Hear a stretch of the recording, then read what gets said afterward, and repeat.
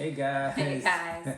Welcome to our channel, House of Harts YouTube channel, where you're gonna get all things marriage, love, relationships, and family. And we're just happy that you decided to carve out some time from your busy life, your family.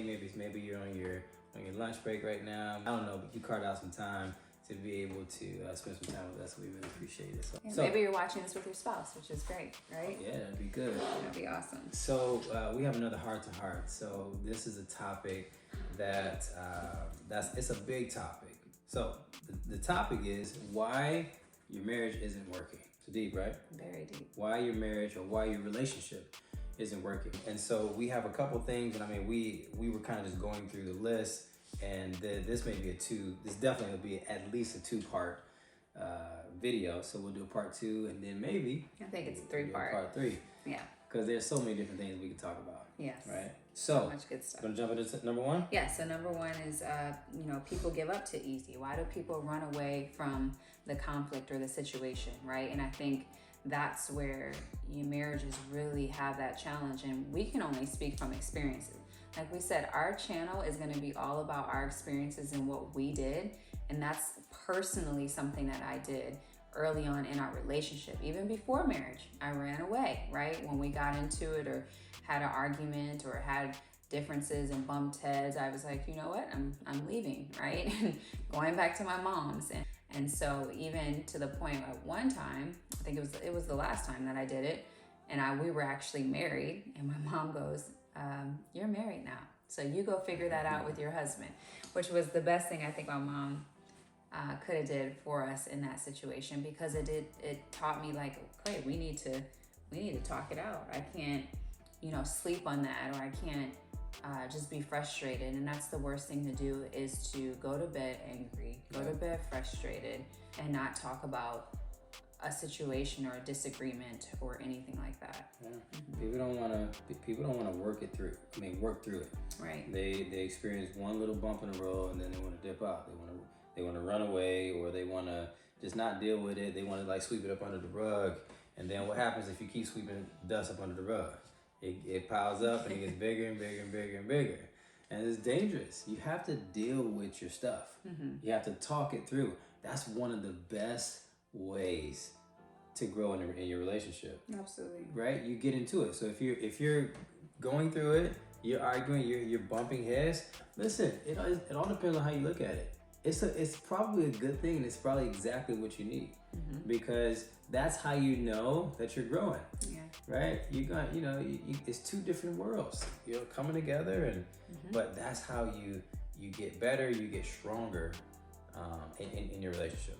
And we always have this saying too, why is it so easy for people to get a marriage license, but it's so challenging to get a driver's license? Right? It shouldn't be that. We should actually have to go through tests and have to go through, lots of studying, and okay, what are these things that we're gonna face through that? It's so interesting how that's the opposite of a driver's test and marriage, and anybody can go get a marriage license. So to me, I think that just goes to show that, it's important that you work, you communicate, you talk. And that's going to be a lot of stuff that we're going to go over in a lot of our channels, is really the communication aspect when it comes to marriage. That's good. That was good. It's too good. Number 2, constant remarks. This is why relationships don't work, right? Remember, we're talking about why marriages don't work, why your marriage doesn't work. It's remarks. It's constant. It's those little hurtful things, right? Listen, that was an area that I really had to learn. Every single thing that my wife did, I had to maybe correct her, right? Yeah, I had to correct her, or I would say something, and then a lot of times it wasn't even necessarily negative. I had to critique her all the time.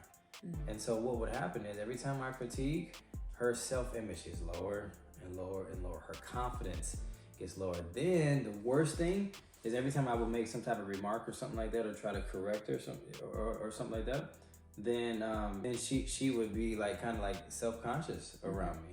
and she wouldn't want to do certain things around me, and then now it just takes me longer. That's a longer period of time to where I have to like build it back up and make her feel comfortable again. Yeah. Right? That's very true. Here's what I learned. There's a beautiful, beautiful book called The Garden of Peace. It's the marital guide for men. It's by Rabbi Shalom Arush, and it is a beautiful piece of work. But it talks about every single time a man criticizes his wife, it's actually he's actually calling out and pointing out something that is an insecurity within himself. Yeah. So the things that I'm critiquing on my wife, she's actually my mirror, and she's actually showing me different things that's actually things that I should be feeling. I should have to fix for myself, right? So no more remarks. Yeah. Leave it alone. And that's the same thing, honestly, ladies, for your husbands, because our husbands, whether you know it or not, they look to the wife for that confidence to build them up, right? To build their self-image, to build their self-esteem. You know, I realize that. And I think us women, we take it as that our husbands have no emotional, type of feeling, or, that's not going to affect him or anything like that. But we don't realize how much it does. Our words mean so much to men, so much. A woman's words can either bring him up or they can tear him down into pieces. Yeah. Right. And I realized that. And so same thing like he mentioned, it's the power of a woman's words towards her husband, to be able to speak life into him, to tell him how amazing he is. Sometimes we always look at the negative versus the good. Pay attention more to the good of what your husband is doing versus what he's not. And we know, ladies, we tend to know more a little bit as far as what we want and what we want our husbands to do, but we are helpmates. We have to choose to help our husbands through those times of, they're not gonna get it. They're opposite of us. They literally are. They're different. And we gotta almost teach them of what we want, right? Teach them. Teach me.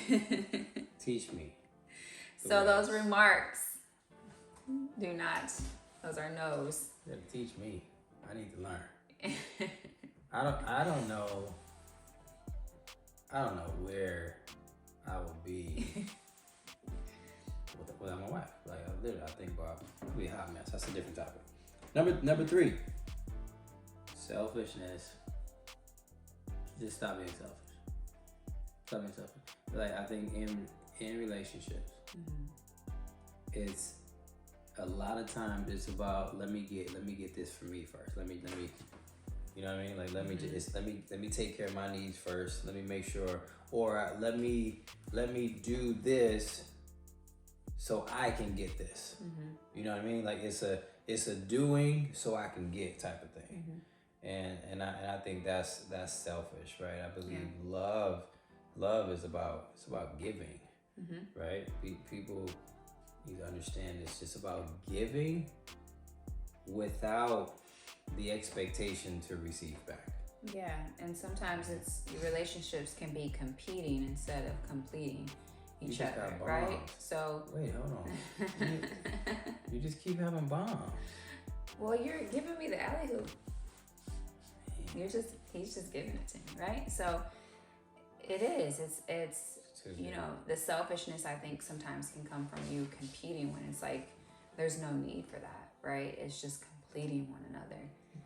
And that's another thing that we really did grow in, because we are two very competitive people.